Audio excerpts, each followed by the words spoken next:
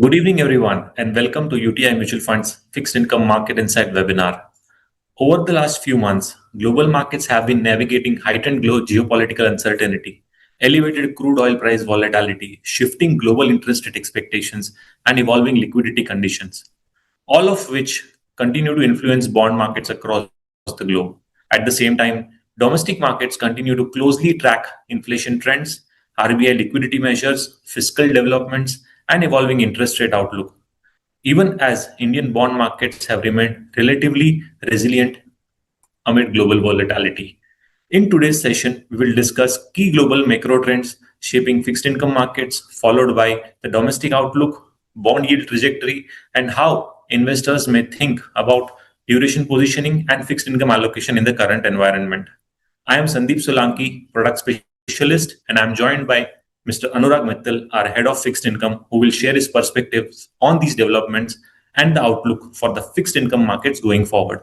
With that, let me hand it over to Mr. Anurag. Anurag, over to you.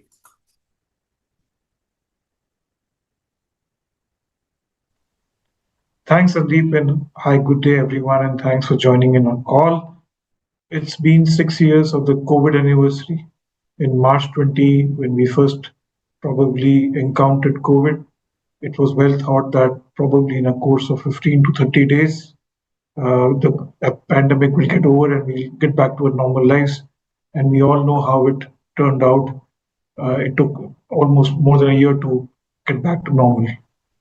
Similarly, in first week of March, when the US-Iran escalation happened, it was well thought that probably because the conflict will be so painful and the incentive systems of all stakeholders is so to ensure that normalcy and peace resumes, probably similarly in 15, 20 days, the conflict will get over. But here we are. The conflict has been raging on for the last 2 months, and it has appended various asset markets, various forecasts, and various assumptions since it started and, of course, continued. So we'll start with the various changes that's happened globally and how they're affecting asset markets. And, of course, we'll come to the domestic trends and what really matters. So if to start with manufacturing and service activity as depicted by the JP Morgan Global Manufacturing PMI and Services PMI. And on the right-hand side, you can see the Economic Activity Surprise Index, which basically denotes the actual data compared to consensus expectations. So upward trending data denotes economic data actual better than forecast, whereas a downward trending line denotes data which is worse off than forecast. So coming to the manufacturing and services PMI, we continue to see both in expansion zone. So services PMI, although it's declined, still at 51.2, whereas you can see acceleration in manufacturing PMI to 52.6, which is almost at its 2022 level. So prima facie, it may appear that manufacturing is on an uptick, but if we look beyond the surface, it largely reflects front loading as most of the firms accelerated purchases because they are expecting more disruption. And like I said, in the first month, it was expected that probably the conflict will get over soon. But as we know, the conflict has been now getting slightly more prolonged, and it is affecting supply chains not only of oil and oil derivatives, but various other commodities as well, which rely on oil or oil derivatives as a raw material. And hence, there was a supply chain disruption which is anticipated, and hence we saw some pickup in manufacturing activity. But what's also important to understand is in both the PMI, whether it's manufacturing and services, there is also a component of input price index. And as we know, the input price index has seen the fastest price increase since 2022, which was the anniversary of again Russia-Ukraine war, and that was when crude went from 85 in February to 125 in March, and it took about a couple of months for oil prices to come back to normal, and hence the kind of magnitude that we are seeing is almost similar to what we saw during the first couple of months of Russia-Ukraine war. On the services side as well, despite all the disruption, despite uncertainty due to the geopolitical scenario, usually we see services slowing down and services prices becoming moderated. But if we can see today, even under services, the prices have been quite firm, which reflects because the magnitude of price shock has been so high that service firms also don't have any choice but to increase service cost as well. So we are seeing all across uh, price hikes in manufacturing and service as well. And at some point of time, it may affect inflation readings as these firms pass on the cost to their customers. And if you look at the dichotomy between the activity in the US and Europe, whereas US is a net oil exporter and hence it's not really getting affected at an aggregate level due to the oil price shock. If you look at Europe, um, it is seeing a significant decline since February. If you see, so both in March and April, it is continuing to see weaker than expected economic data due to the energy price shock. Because after Europe weaned itself from the Russian energy sources, it started to rely on Middle Eastern energy, especially Qatar. And as the supply from Qatar has been disrupted, and that is where we see a price shock on the input side for European firms, and that's also reflecting in the weaker economic activity. So we talked about the anniversary of COVID. There was one more anniversary that we celebrated in April, which was the 1 year anniversary of the Liberation Day, where President Trump imposed various tariffs, as he had promised in his elections that he will impose tariffs on various nations which export to the US to ensure that the trade balance with those countries is corrected. So it's very important to understand how it's panned out, who's bearing the cost, whether it's the US consumer, is the US importer, or is the global exporter. So starting from the US households, so there has been an average US household cost increase of about $600 to $800 in 2026 because of the tariffs. So mind you, these tariffs were announced only in April, and there were many exemptions. So this price hike in the cost for the average household has just been because the tariff started in April. So if you take the actual full year impact, probably the impact will be much more. And this is average household cost per person. So even in an average household of two, the cost impact is probably $1,200 to $1,500, which is quite meaningful. If you look at US inflation, it is estimated that the short run US price level impact is about 0.5%. And if we take the second and third round impact of these tariffs, because as these tariffs get passed on to US households, similarly, it will get passed on in terms of higher service prices as well, higher wages as well. The cumulative CPI impact is seen close to 1% over a longer period of time. Uh, it was, very interesting at that point of time when tariffs were imposed that who will actually bear the cost of these tariffs. What we have found out is that broadly it's the US importers or the US corporations who have absorbed most of the tariff cost. So a monthly tariff burden has come at US importers level at about 20 to $25 billion, depending on the month and depending on various exemptions given by the US administration. Because, like we saw during the last year, every month there was renegotiation happening with some of the trading partners and some exemptions were given. But on ballpark, about 20 to $25 billion is the tariff hike impact that the US corporations had to take on an aggregate. What's the impact on labor markets? Of course, if it's resulting in higher cost for households, it's resulting in higher cost for US importers or corporations. Broadly, in a way, it's a tax and it's a squeeze on the purchasing power for US households and a squeeze on cash flows for US importers. So, of course, it's had an impact on employment as well. So, over a long period basis, unemployment is projected to rise by about 0.3%, because of the tariffs. So if tariffs were probably not announced, unemployment would have been lower by 0.3%, all things remaining constant.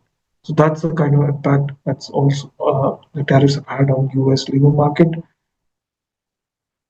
We talked about exporters. So exporters have had very limited cost because of tariffs. They have been able to reroute. In fact, one of the previous webinars we had seen that we saw a sudden pickup in Chinese exports to Vietnam, and similarly, we saw a strong pickup from Vietnam exports to the US. So probably rather than taking the hit of tariff, the Chinese exporters were able to export these to other countries, and they were able to reroute that exports to the US, thus limiting the impact of tariffs on the original exporters. The other complication which is now had because of tariffs, because 2025 the administration was able to collect these tariffs. But as we see coming to the calendar year 2026, the US Supreme Court has reversed these tariffs because and they've asked the administration to refund these tariffs.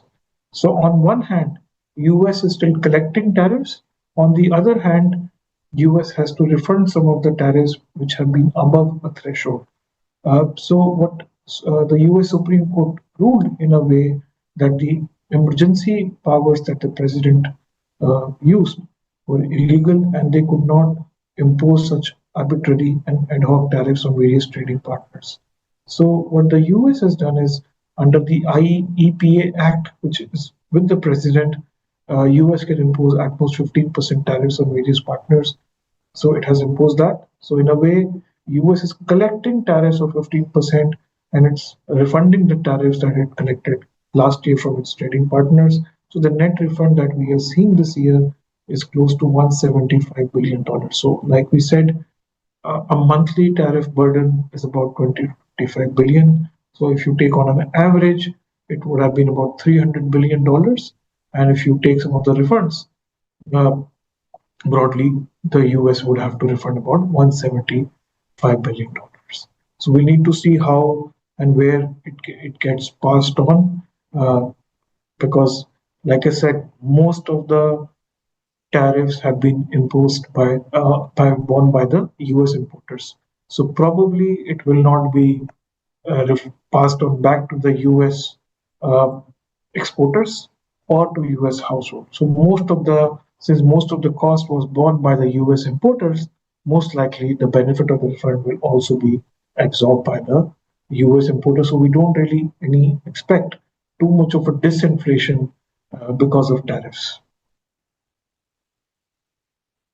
We also had the FOMC meeting in April, and as we would be aware, till now, FOMC was in an accommodative bias, and it was expected that probably because of slowdown economic activity due to this geopolitical uncertainty, and of course, US is experiencing a huge AI-driven wave where it is experiencing very high productivity, high capex spending. Probably the Fed will see disinflation at some point of time ahead, and they will continue their accommodative guidance. So while they continue their accommodative guidance, we believe the center of gravity has shifted for them. While they kept their rates unchanged between 3.5 to 375, and the statement retained the phrase, which is addition that they can do additional adjustments to interest rates, which basically means since they were in a cutting cycle already, that additional adjustments would imply additional cuts if inflation were moving in line with the trajectory towards 2%. But if we saw committee deliberations, three participants dissented against retaining the easing bias. So while the dissenters were not really concerned too much of the rate guidance, but also on the forward guidance that there are risks on the both the sides. So while there is obviously a risk on economic activity slowdown because as geopolitical uncertainty continues to remain longer, trade activity uh, could could get constrained because, like we discussed in one of the previous webinars, the Strait of Hormuz is not only responsible for just oil exports; it's also responsible for multiple of other commodities as well. So that will lead to global growth slowdown and global trade slowdown. There's also, like we saw, there's an impact of tariff on US households as well. So anyways, economic activity is slowing down. But what the dissenters were worried about, and which makes things quite interesting for the upcoming Fed chair, Kevin Marsh, is that now the Fed committee members are seeing two-sided risk to the economic outlook. So while they continue to see downward economic activity, but they are also seeing inflationary pressures due to high commodity prices, which could lead to second round impact on inflation expectation and on wage negotiation as well. And given that labor market remains quite strong for the US, pro- so probably Fed is just moving from, when are they likely to cuts, or whether they are actually looking to cut interest rates or not. So Fed is moving into a different direction, that they are again becoming data dependent, just like they were last year. So unless and until they see stabilization of inflation, it's very unlikely that they will cut interest rates in the near term. So how this FOMC has influenced rate expectations. So if you look at this chart, the dark blue line depicts the US federal interest rates. The gray line depicts the consensus forecast on 27th of Feb, and the light blue line depicts the market implied rates on 27th of Feb. And if you look at the orange line and amber line, it reflects the consensus forecast and market implied forecast on 5th of May. So if you look at how the Iran-related supply side have repriced the Fed reaction function. So if you look at the consensus forecast, they have slightly moved upwards of the consensus forecast we had on 27th of Feb. And why 27th of Feb is because the conflict really started on 28th of Feb. So we need to understand how the market was positioned one day before the conflict. But the most interesting thing is the market implied future. So if you look at the market implied future, now it is predicting one rate hike next year. So from easing bias, if you look at the market implied future as on 27th of Feb, they were looking at two rate cuts. So if you see, they were getting close to 3%, so they were looking at two rate cuts in the upcoming year, whereas now they have moved from two rate cuts to one rate hike. So there's a 75 basis change in rate expectations because of the Iran conflict, as now market sees inflation to be quite sticky. So compared to the pre-Iran war, when the bond market was expecting AI-led productivity growth and disinflation, and hence rate cuts, now the bond market sees quite a sticky inflation, at least for the next 1 year, which may necessitate Fed to do one rate hike. We still think it's too early. Probably we need to assess the impact on growth as well as impact on inflation, and hence probably Fed could remain patient for a while before they take any rate action. So we talked about how the Iran war is impacting rate expectations, and how Fed will likely to take into account both the impact on growth and inflation. So if we really look at the impact on growth and inflation of, let's say, a $40 higher than expected oil in Q2 of this calendar year. So broadly, right now the expectation is that probably oil will be somewhere between 80 to $90 in Q2 as the conflict will subside. But let's say if the conflict does not subside and oil remains close to $120, what is the impact on global growth and global inflation? So as we can see, uh, it is a supply side shock, and broadly a $40 higher than expected oil price typically results in a secular decline in growth in uh, in the Eurozone, UK, China, and Japan, about 0.3 to 0.4%, because these economies are typically net importers of oil. So while China is seen to be, relatively insulated from high oil prices, nevertheless, because of constrained economic activity in the rest of the world, its exports will also take a hit. Given that China is still a net oil importer, although the energy intensity of China has come down, even nonetheless, China will uh, get disadvantaged from higher fuel prices.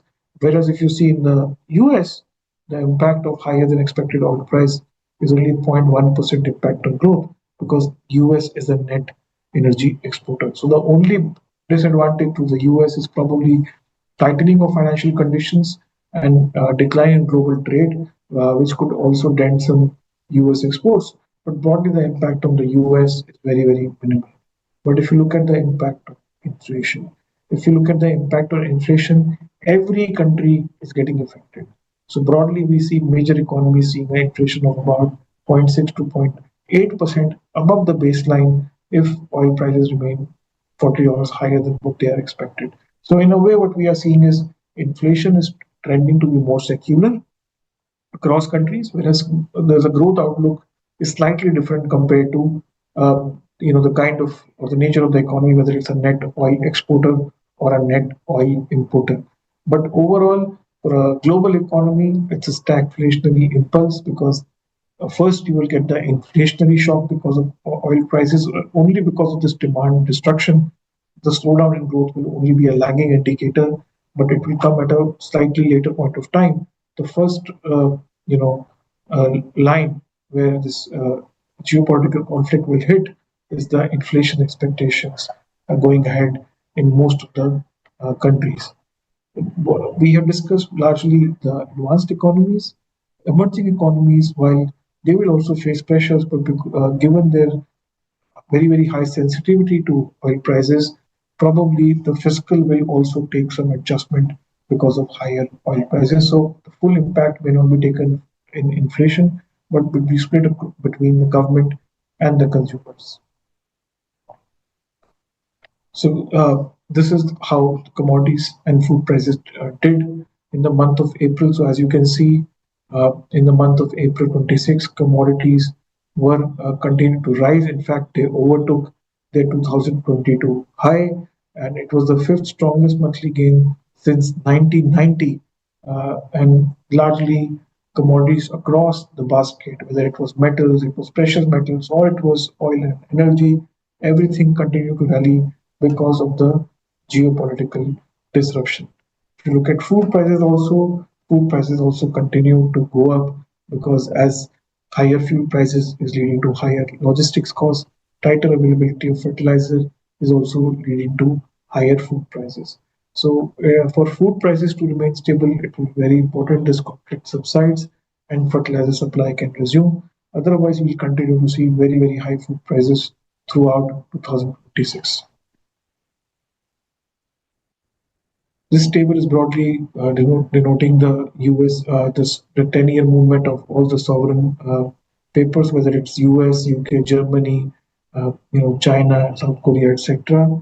Broadly, what we can see is that advanced economies continue to demonstrate higher bond yields as investors remain concerned on higher fiscal as well as higher inflation. Like we discussed in previous slide, there's a 60 to 80 basis impact of inflation because of the Iran.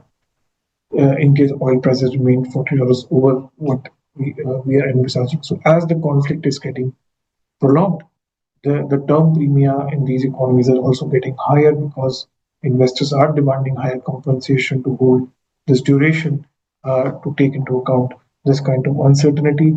There were some economies where bond yields came down, for example, like Brazil, Mexico, or China, which have benefited from higher commodity prices.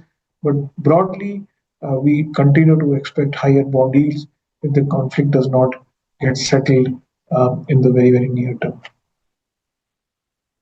Now coming to major India trends. So one of the key, variables that the Indian policymakers is looking at what could be the impact of El Nino.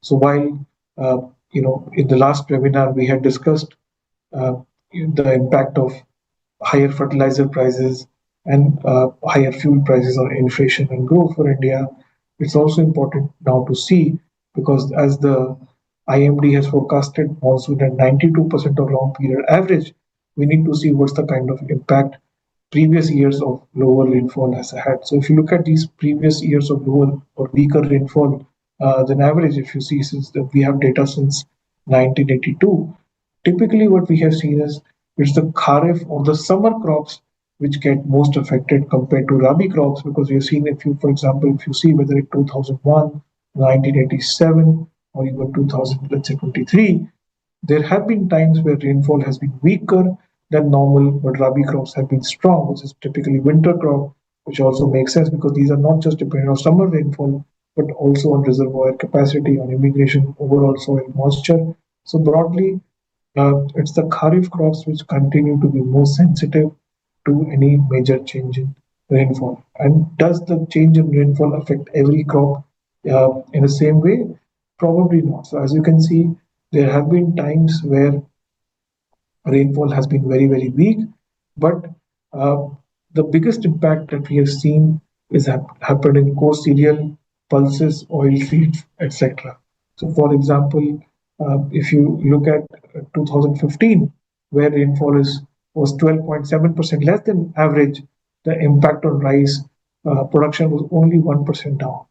But if you look at the impact on oil seeds and pulses, or even coarse cereals, it was much more, because typically wheat and rice there is a buffer stock which is available with the government, and also if you look at the irrigation area under wheat and rice, it's also quite strong. So typically we don't see too much of an impact on wheat and rice, but the other food crops where irrigation is not very strong, we tend to see substantial, price hikes, and that's something which policymakers will be watching very, very keenly. So typically, we talked about how lower than expected monsoon can affect kharif crops, and within kharif crops also it can affect pulses and coarse seeds and oil seeds. But if you look at the previous forecast of El Nino, it doesn't mean that just because El Nino is there, monsoon will be lower than normal. So this is a comparison of El Nino since 1982, whenever El Nino has happened. What is the kind of monsoon has happened, and what's the kind of El Nino forecast the IMD has given? So, for example, if you look at uh, you know 1997 uh, to 2026 period, there was a period of very strong El Nino, where in 1997 the actual monsoon was almost 100%. So there were 3 periods, of course, of very strong El Nino where monsoon was 10% lower than average, but there was also a period of a normal monsoon. Similarly, if you see in the period of uh, you know 1991, El Nino was quite strong, but the monsoon was almost normal, which was 98% of its long period average. If you look at, for example, in 1994, again we had El Nino, but we had monsoon, which was at 114% of its long period average. Uh, and if you look at even in, for example, 2006, uh, El Nino was slightly weak.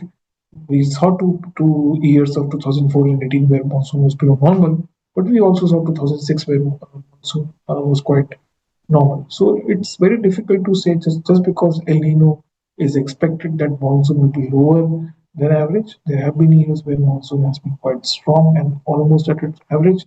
Secondly, it's the distribution of monsoon also which is important. So it's not just about whether monsoon is 90% or 95%.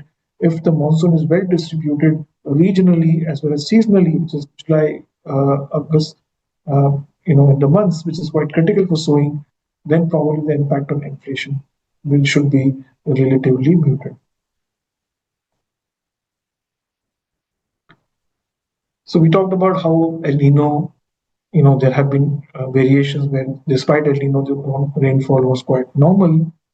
But the other thing which also matters for, domestic prices is also global food prices, which of course comes from how global oil prices are behaving and how global fertilizer prices are behaving. So as you can see the table on the left hand side, the years where rainfall has been lower, and let's say for example in 2000 where Brent oil price was high, as we can see sugar prices was quite high, which led to domestic inflation also being on the higher side. If you look at 2002, again, we saw very substantial price rise in cereal as well as oil price globally. So it's a global price also matters because in periods of deficit, typically governments want to import food grains from the rest of the world. And if again, food grains and rest of the world are highly priced, uh, it does affect the domestic price as well.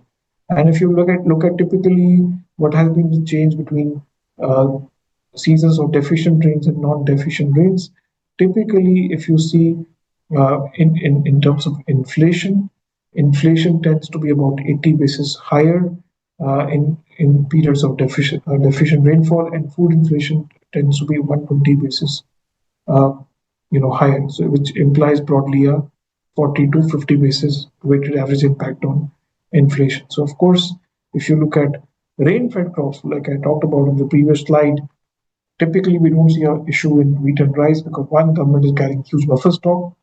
Also, these crops tend to be irrigated. But if you see look at rain-fed crops, they tend to have very high inflation in periods of deficit. So if you see periods since last 15 odd years, in case of deficient rains, the rain-fed crops have had an average inflation of 10% compared to just 5% in periods of non-deficient rain. So that's where the sensitivity would lie in terms of perishable, in terms of pulses, etc.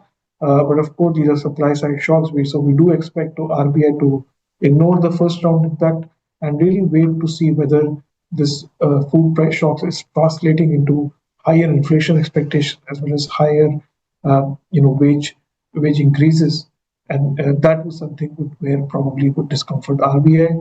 But as long as these prices do not lead to any pickup in inflation expectations, we think RBI is likely to stay put, at least in the near to medium term. Now coming to the trade deficit. So while on the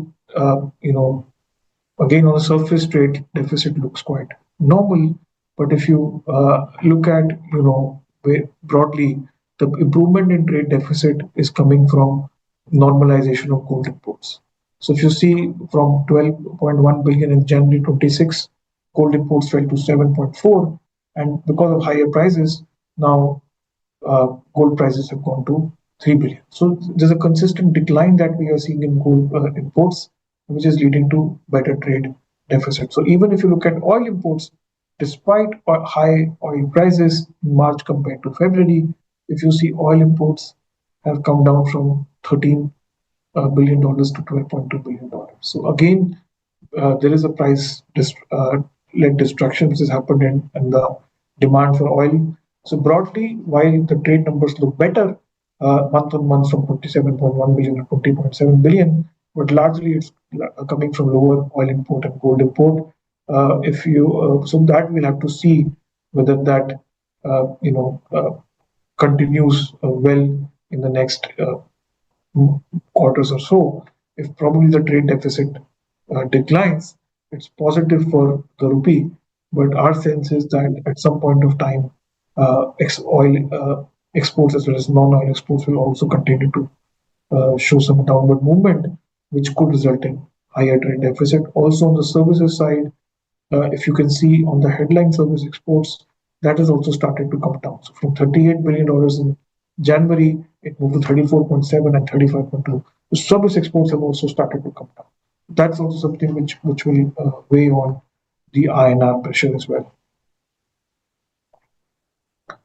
So on the banking system liquidity, as we can see, it remains quite robust. So if you can see in the March month, the liquidity fell from 3 lakh crore surplus to almost zero as the government created its cash balance because all the money which went from GST, advanced tax collections, went into the government cash balance. And as the government started to spend in the beginning of the year, we are seeing the benefit in terms of higher liquidity, which is now close to 2.6 lakh crores. Of course, you know, the liquidity has declined from April, which was in excess of 5 lakh crores because of GST related outflow. But we think liquidity is expected to remain quite ample because we are also likely to see RBI dividend declared in the month of May, which could be in the range of 2.5 to 3 lakh crores, which would also add to the liquidity once government starts spending this dividend. So broadly, from a liquidity perspective, we think at least for next 6 months, liquidity is likely to remain ample. Overnight rate is likely to remain, tethered to the policy rate of 5 quarter. So credit momentum continues to be quite strong as while the headline non-food credit has decreased from 14.4% in March to 13.5. Typically, it's a seasonal variation where as banks aggressively push up credit and deposits in the month of March. Typically, we see this event in every April where the growth from a non-food credit as well as deposit tends to slow down.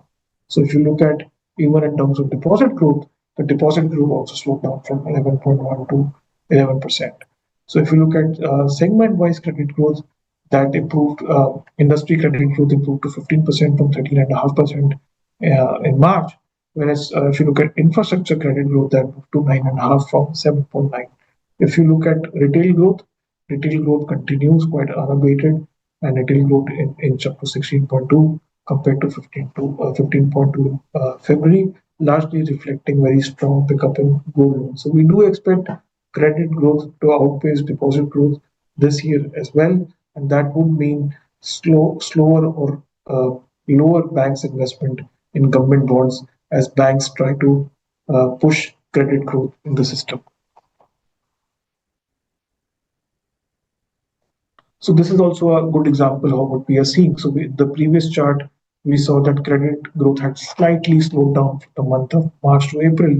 So if you look at the broad money multiplier as well, and that really reflects how credit growth has picked up thanks to RBI's intervention on liquidity. So broadly, M3 upon M0 is called money multiplier, which broadly reflects activity, how the base money or purely currency in circulation and your current account or money at demand is how it is converting into more long-term money, which is M3, which could be money spent in deposits, etc., etc. And if you look at money multiplier for India, it was largely in the range of 5 for 23-24. But as RBI cut CRR, RBI infused liquidity through OMO, FX buy sell swap. As the liquidity improved, the broad money multiplier also improved, which signaled durable credit intermediation. So if you look at now what's happening on the money multiplier, as now RBI is not doing any more OMO or FX buy sell swap because now it is intervening on the FX forward market. Now we are seeing slight slowdown in the money multiplier as well. So we saw a similar trend happening on the credit growth side, where credit growth slowed down in April. Similar trend that we are seeing in the money multiplier as well, but broadly we think that it should remain stable from here on. We do expect credit growth to continue outpacing deposit growth. So sovereign curve, as we can see, it continues to steepen, uh, but at some point of time, as the rate hike cycle starts, we do expect the curve to flatten. Typically, in rate hike cycles or tightening cycles, typically the short end tends to go up, and that is what we expect probably next year when the policy cycle unwinds. That is where curve should behave. This is the broad movement of how whether it was GSEC, AAA papers, or credit spreads moved in the month of April. So, for example, if you look at most of the curve yields went up on the long end. So, if you see, for example, 3-year AAA remained at 734 flat. Similarly, compared to March 26. If you look at 5-year AAA, that also remained flat. But if you look at the 10-year AAA, that moved from 742 to 755. So that was the steepening that we were talking about in the previous slide as well. That while the short to medium end has remained stable, the longer end has started to move up, especially on the corporate bond side. If you look at AA papers also, if you look at 5-year AA, it remained largely stable. But if you look at 10-year AA, again it moved up by almost 10 basis. So that's the steepening which is happening on the between the 5 and 10 year space. So broadly on our outlook, uh, you know, too many things happening. There is West Asia conflict, higher oil prices, logistical disruption, and of course potential El Nino risk that we talked about. But do they mean only one thing? Do they mean only inflation? No. They also mean slowdown in economic activity, and hence it also means upside risk to inflation, but it also means downside risk to. So probably RBI will remain in a wait and watch mode. They will try to see what's the exact damage to inflation and growth, and hence they will take a call. If you remember last year, throughout the last year, inflation was close to 2%. But RBI did not cut rates beyond a point. They remained at 5 quarter. Just like they did not cut last year when inflation was below 4%, there is a possibility that they may wait it out for some time till they see inflation meaningfully close to 6%. So even in the near term, inflation goes over 4%, probably close to 5% in next 2 3 months as the impact of higher oil prices may start to show through. But nevertheless, we expect them to wait it out to see what's the impact on growth as well, and hence take a call accordingly. So inflation, like I said, will rise from current levels. It will start moving towards 5.5, but probably RBI is not likely to hike immediately because largely these pickup in inflation reflect base effect, higher energy prices, and supply side pressure, just demand then demand overeating. So it's not really coming from higher demand; it's coming from largely supply side shock. And typically, what we have seen is, and it's happening globally, monetary policy typically looks through the first round supply side shocks. So just like we saw Fed last year when tariffs were announced in the US, it was seen as a supply side shock, and only there is a strong evidence of second round impact of those supply side shocks, whether in terms of price pass through, wage pressures, or an anchoring of inflation expectation, which broadly means that outflow from fixed income towards more of gold and real estate, where typically people buy real assets rather than financial assets. That is when a central bank tend to think that probably there is some second round impact and I need to address it. But I think at least in the next 3 to 6 months, RBI is likely to stay put. But if you look at liquidity, liquidity management will remain proactive. And if you look at current liquidity also, like we saw in the chart, it's almost at 2.5 lakh crores. On top of it, we are likely to see a dividend of 2.5 to 2.8 lakh crores. So we are potentially looking at a liquidity of 5 lakh crores almost, and it's expected to remain positive for the next 6 to 12 months. And hence, we think that the front end of the curve remains the most preferred segment because we are not taking a view on the rate action because, like I said, there's a two-sided view. But if you look at the liquidity, there is a clear visibility that liquidity will remain ample. And typically in these periods where there's uncertainty on interest rates, but liquidity is visible, usually the front end of the curve tends to outperform.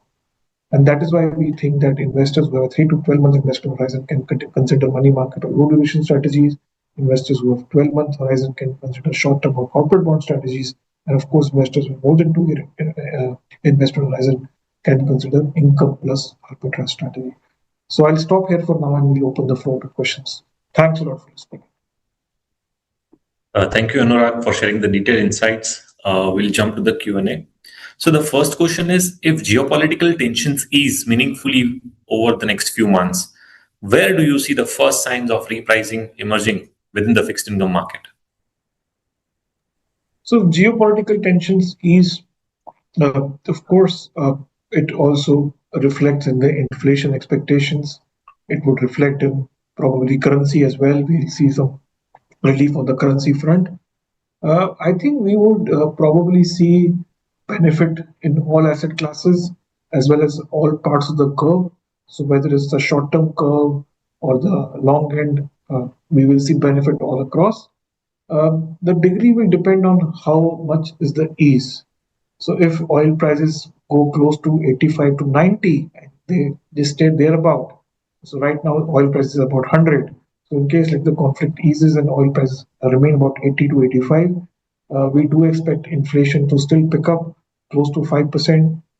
We do expect at some point of time retail fuel prices may need to be hiked and some impact on fiscal. So probably long end may come under pressure in the second half of the fiscal year.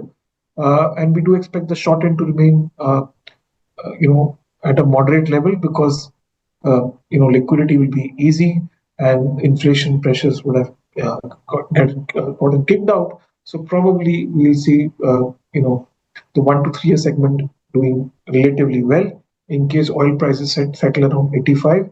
Of course, if oil prices go back to the 75 or 70 level, which they were the pre-conflict, then we would think the long end will do well, because that would also mean that inflation expectation would be close to what RBI projections of 4.6, and that would again mean probably a lower for longer policy regime.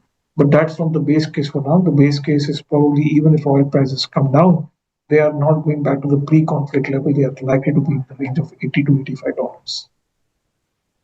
Speaking of crude price, there is another question that with Brent crude remaining highly sensitive to geopolitical developments, at what oil price range do you believe India's macroeconomic stability, particularly fiscal deficit and current account deficits, start becoming materially vulnerable? So like I said, even at $85 of crude price, which will be $15 below what oil prices are trading right now, we are likely to see some impact on India's current account deficit on the marginal basis, because if you see last year, our Mm. current account deficit was close to 1.1% of GDP when oil prices were at 65. So, of course, if oil prices average out to be 85, it will result in current account deficit getting close to 2%. If you look at fiscal deficit, for example, while it's very difficult to model for fiscal deficit because government has a lot of levers. So if you see today as well, government has put an export duty on a diesel as well as AT. Government has also created an economic contingency fund which is close to 1 lakh crore. So there are levers that government can use to offset some of the higher subsidies. So if oil prices settle between 80 to 85, we don't really expect too much of a fiscal expansion, but we do expect current account to remain under pressure. But that will be mathematical, because of course if crude oil was 65 last year and it's 85, that's a meaningful 30-35% hike in oil prices, and hence we do expect current account to worsen at the margin, but we do not expect a major fiscal concern at 80 to 85. Okay, thank you. So the next question is from Yogesh Acharya. While you have already covered in our market outlook, but for the benefit of this gentleman, what will be the impact of the US Israel Iran war in next 6 months and on the mutual funds and capital debt fixed income mutual funds and capital markets? And to beat the war effect, which of the schemes are expected to do relatively better? So, thanks for the question. See, if the conflict were to remain prolonged for 6 months, that would probably mean much higher oil prices than what we are forecasting. And hence, if the view is that probably conflict may prolong, it would mean much higher than current account deficit, what I talked about. So probably current account deficit will be much higher than 2%. It could be probably close to 2.5, 2.7%. Inflation would be close to, could be close to 5.5%, depending on the extent of pass through of oil prices. Of course, there would be fiscal pressure as well, because fertilizer cost will continue to move up. So, in all these scenarios, fixed income, uh, especially duration funds, may not do very well. That is why if an investor has to see more than 2 years, income plus arbitrage makes perfect sense, because the 65% of the fund is actively managed. And while 35% is invested in arbitrage, which is quite stable. So the 65% of the fund can be managed, can be rebalanced depending on the interest rate view and the interest rate trajectory of the central bank. So, for example, if this war persists and the fund manager believes that it could lead to high inflation and probably a lot of interest rate volatility, the fund manager can switch from a slightly higher duration fund to a relatively lower duration fund within the income plus arbitrage construct. So there is no tax impact to the investor, but there is a benefit of active management of the funds. That's something which we think is a you can use that strategy to protect yourself. The second, if you have a less than 1 year investment horizon, probably you can look at a money market fund, which will also have a lower duration. It will give you a better carry. The liquid fund and the mark to market volatility could be lower than relatively higher duration fund. So that's something which you can consider in this kind of uncertain times.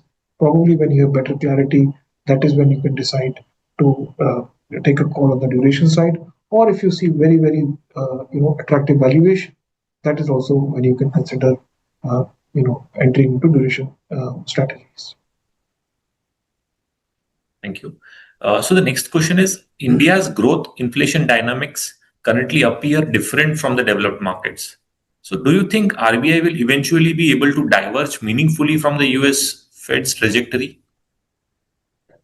So US, like we said, I mean, we were discussing in one of the slides that the impact on growth in the US because of higher oil prices is very minimal. It's just 0.1% to the GDP, right? If in case oil prices remain high.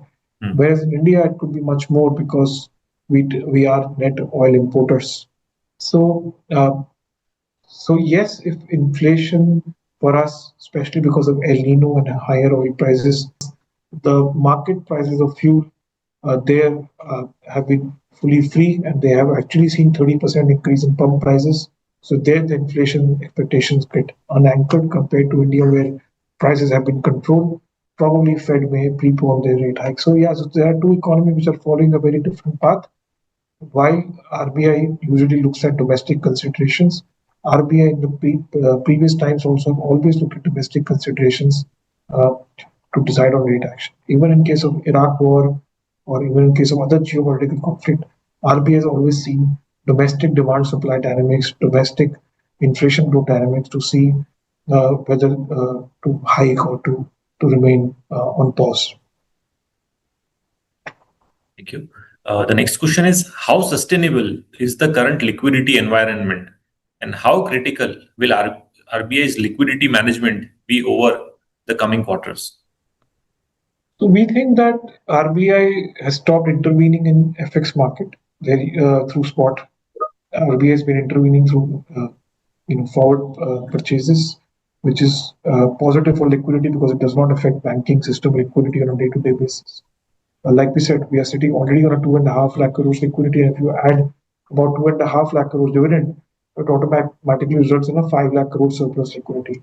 So if you, so we do think that for next 6 to 9 months, liquidity is likely to remain ample. If you see actions of RBI also, despite the Iran war, RBI has done OMOs of more than 1 lakh crores after the Iran war. RBI has regularly provided the banking system with variable rate repo options. So we think RBI is fully committed to liquidity. They want to keep financial conditions relatively easy, and liquidity is expected to be easy in the next 6 to 9 months, which also is quite constructive for the money market part of the curve. So the next question is from Mr. Amit Gupta. Where do you see crude and USD settling? Maybe if the war was to end in near future. Thanks for the question. So, if the war were to end in near future, although we are not commodity experts, but we do think oil price should settle somewhere between 80 to $85 if the war were to end in near term. Of course, if war were to remain prolonged, then possibly we could see this 100 to 120 kind of a range for oil price. Thank you. In the interest of time, Anurag, I'll take one last question. What factors could trigger a meaningful move in the Indian bond yields from the current levels? So I think on both on the upside and the downside, I'll give both cases. So of course, on the upside, like I said, there is concern if the war continues to prolong. We see higher oil prices. We see a adverse fiscal deficit, adverse current account deficit, adverse rupee depreciation, and probably bond yields could move meaningfully higher from current levels. On the other side, if this war and a prolonged war leads to demand destruction, we're already seeing some reports of a new virus which has originated uh, in Europe and South America. If these situations, along with geopolitical conflict, results in lower economic activity, uh, probably we'll see some slowdown in bond yields as well. We'll see a COVID kind of a situation where, despite higher inflation, central banks would be looking at cutting interest rates. But having said that, one thing we have to keep in mind that compared to COVID, whether you look at the fiscal situation of the governments, it's in a way worse at the margin because they had spent a lot during COVID and they have not come back to the pre-COVID balance sheet levels. And if you look at the interest rates as well, in terms of the balance sheet expansion as well, most of the central banks had taken a lot of steps post-COVID. So they will not be able to take those steps in the same intensity in case a growth crisis were to strike again.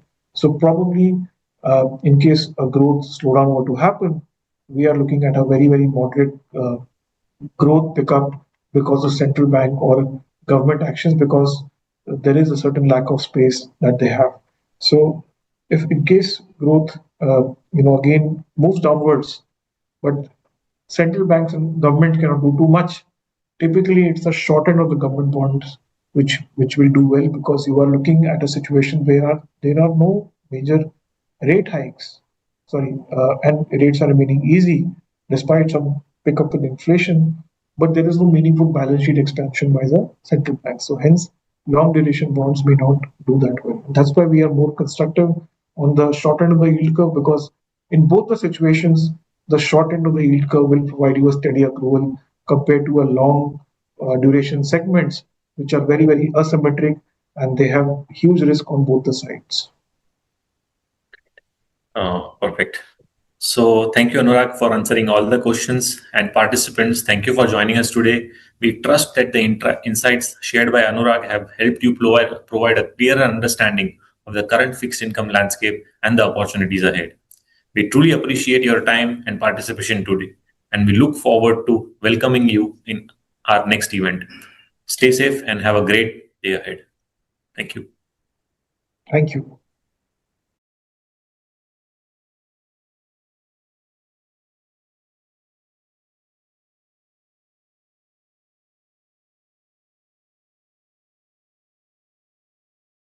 Mutual fund investments are subject to market risks. Read all scheme-related documents carefully.